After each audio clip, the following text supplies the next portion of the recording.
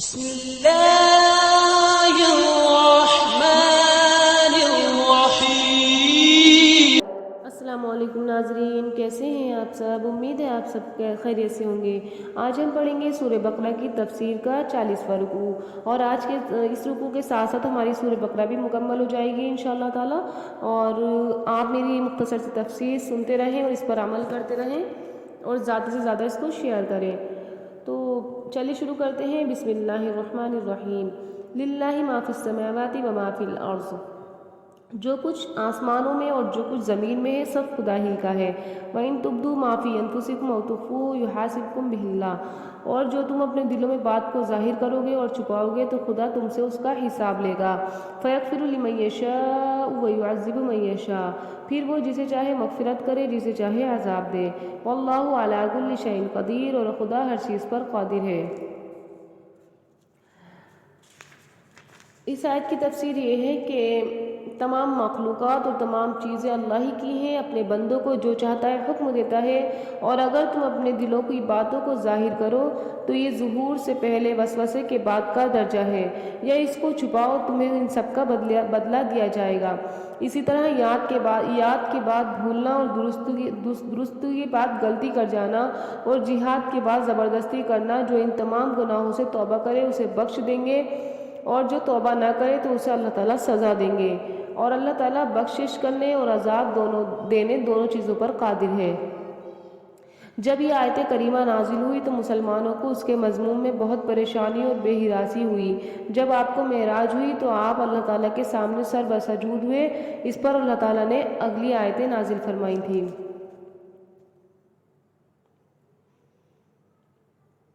یعنی حضرت ابو ہریرہ سے روایت کیا گیا ہے کہ جب اللہ تعالیٰ نے یہ والی آیت نازل فرمائی تھی کہ اگر تم اپنے دل کی باتوں کو ظاہر کرو یا اسے پوشیدہ رکھو سب پر مواخذہ ہوگا، جب یہ نازل ہوئی تھی کہ ہم دل میں سے کوئی بات ناجائز سوچ لیتے تو اس پر اللہ تعالیٰ کی پکڑ ہو جائے گی، تو اس بات پر صحابہ کرام کے لیے بڑی سخت حیرانی اور پریشانی کا یہ باعث ہوئی تھی یہ چیز۔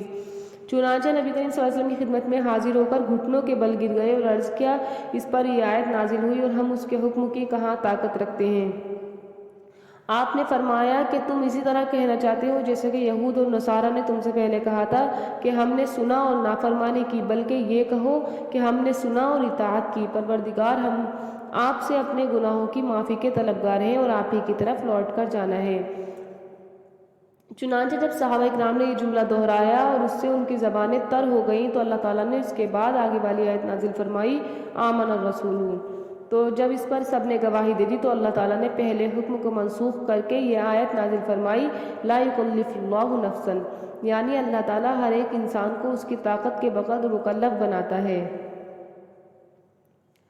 تو یہ چلی والی آیت پڑھتے ہیں کہ اللہ تعالیٰ نے کون سی آیت نازل فرمائی تھی۔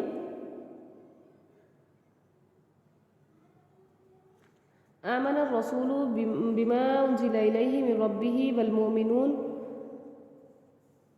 فَيَغْفِرُ لِمَن يَشَاءُ وَيُعَذِّبُ مَن يَشَاءُ وَاللَّهُ عَلَىٰ كُلِّ شَيْءٍ قَدِيرٌ، تو پھر جسے چاہے مغفرت کر دے، جسے چاہے عذاب دے دے، خدا ہر چیز پر قادر ہے۔ آمن الرسول بما انزل الیہ من ربہ والمؤمنون كل آمن باللہ وملائکتہ وکتبہ ورسلہ لا نفرق بین احد من رسلہ وقالوا سمعنا واطعنا غفرانک ربنا وإلیک المصیر۔ رسول خدا اس کتاب پر جو ان کے پروردگار کی طرف سے ان پر نازل ہوئی ایمان رکھتے ہیں، اور مومن بھی سب خدا پر اور اس کے فرشتوں پر اور اس کی کتابوں پر اس کے پیغمبروں پر ایمان رکھتے ہیں اور کہتے ہیں ہم اس کے پیغمبروں میں سے کسی میں کچھ فرق نہیں کرتے، اور وہ خدا سے عرض کرتے ہیں کہ ہم نے تیرا حکم سنا قبول کیا، اور اے پروردگار ہم تیری بخشش مانگتے ہیں اور تیری ہی طرف لوٹ کر جانا ہے۔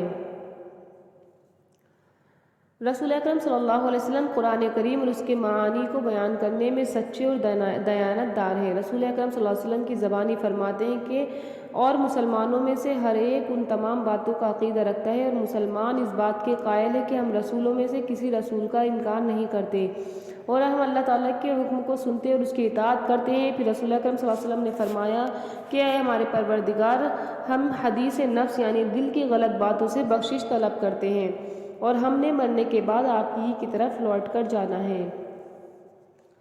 لا یکلف اللہ نفسا الا وسعها، خدا کسی کو کسی شخص کو اس کی طاقت سے زیادہ تکلیف نہیں دیتا. لہا ما کسبت وعلیہا ما اکتسبت، اچھے کام کرے گا تو اس کو ان کا فائدہ ملے گا اور برے کام کرے گا تو اسے ان کا نقصان پہنچے گا. ربنا لا تؤاخذنا ان نسینا او اخطانا، اے پروردگار اگر ہم سے بھول چوک ہو گئی تو ہم سے پکڑ مت کرنا. اے پروردگار ربنا ولا تحمل علینا اصرا کما حملته علی الذین من قبلنا، اے پروردگار ہم پر ایسا بوجھ نہ ڈالیو جیسا کہ تو نے ہم سے پہلے لوگوں پر ڈالا تھا. ربنا ولا تحملنا ما لا طاقت لنا به، اے پروردگار جتنا بوجھ اٹھانے کی ہم میں طاقت نہیں اتنا ہمارے سر پر نہ رکھیو. واعف عنا واغفر لنا وارحمنا، ہمیں بخش دے، ہم پر رحم فرما، تو ہی ہمارا انت مولانا فانصرنا علی القوم الکافرین، تو ہی ہمارا مالک ہے اور ہم کو کافروں پر غالب فرما. اللہ تعالیٰ احکام شرعیہ کا طاقت کے مطابق ہی مکلف بناتے ہیں.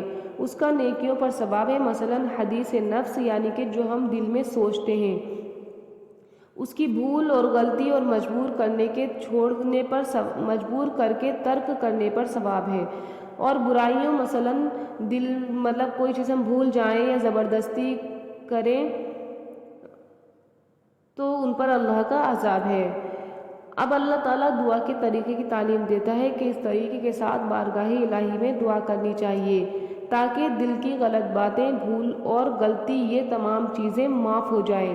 کہ یوں کہو کہ اے ہمارے پالنے والے، ہم پر کوئی ایسا شاک حکم نازل کیجیے کہ جس کے چھوڑ دینے سے ہم پر پاکیزہ اور حلال چیزوں کو حرام کر دیا جائے، جیسا کہ بنی اسرائیل کے عہد توڑنے پر تو نے ان پر اونٹ، گائے، بکریوں کے گوشت اور دیگر پاک چیزوں کو حرام کر دیا تھا.